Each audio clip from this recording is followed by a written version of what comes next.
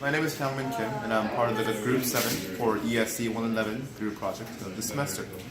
Imagine you have a fish tank and you're going away to vacation or a business trip for a few days, and you want your fish to be taken care of during your absence.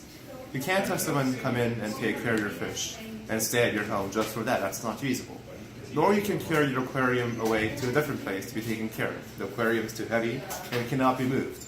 So what do? Well, that's where our product steps in. Our product in the aquarium, which takes care of your fish for however long you want by regulating the environment of the fish tank, pH, temperature, feeding, video, cats, you name it. So this is all the parts we used in our project. Here we have an aquarium, a laptop with the coating, Arduino coating, loaded onto it. There's a lid where we fit most of our electronic parts onto. We also have some external parts that go into the aquarium, like the electric heater for the water, the pH meter, and the filter. And we have some external circuits like power relay used for the heater. We'll go over each of these systems separately.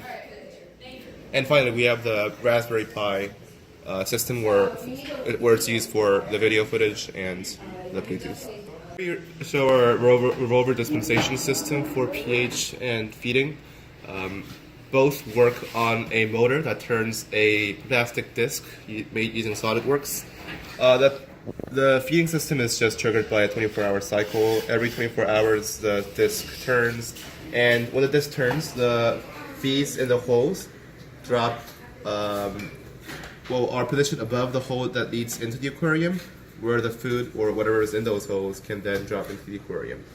Same principle works for the pH disc, but instead of being triggered on a regular cycle, it is triggered by a pH meter.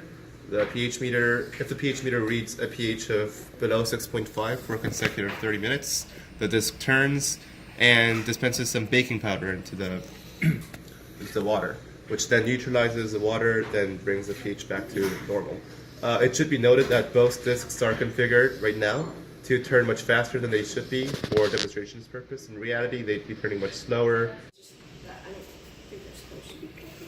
So this is a temperature system.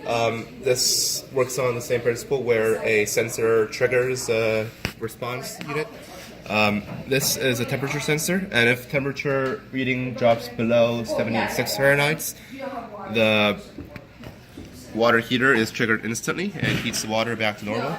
Notice we have a power relay here to assist the power because the heater uses a voltage of 120 volts or so and needs to be connected to the domestic current. And this high voltage cannot be going through the Arduino since it'll fry the circuits. Here we demonstrate the relay actually acting.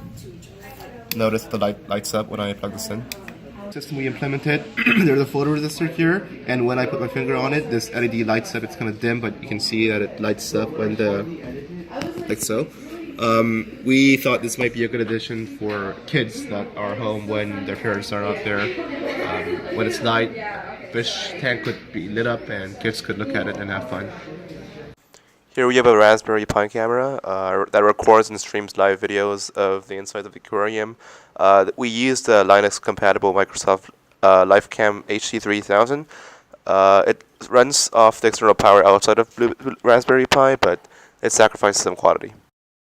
So yeah, that's it. That's our project. We did face a couple of challenges along the way, although I will say that our modularity in designing the system considerably reduced the time of troubleshooting or problem solving.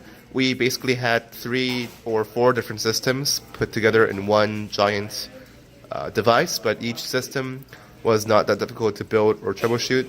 Obviously that made troubleshooting a lot quicker, and we found that improvements, for example, replacing parts could be made a lot quicker than if it were simply a one giant complex system. A challenge we faced was with a temperature sensor. So the temperature sensor we initially had was waterproof, but that one simply bugged out at some point. So we had to use a non-submersible one, put in a plastic bag so that it would be waterproof. We also had to redesign the revolver dispensation system because our initial design rendered the wheel unturnable. It fit in too tightly with the rim, so we had to design a new revolver which had a small gap between this and the gap so it turns more efficiently. So we have thought of some improvements that can be made on this device that we'd like to implement in the future if we have the time and the resources. An idea could be making an app on your phone that could better interface the system with the users. For example, it could generate a series of graphs for temperature and pH that let the users know what their environment is like on a regular basis. We also thought of a catalog of data for different fish species that users could quickly calibrate to. Let's say you're getting a new fish that you don't know what the optimal temperature and pH conditions are. You can just look up the catalog data and calibrate your machine to have those environments as the optimal temperature and pH sets relatively quickly. Yeah. So that's it. That's our project. Thanks for listening.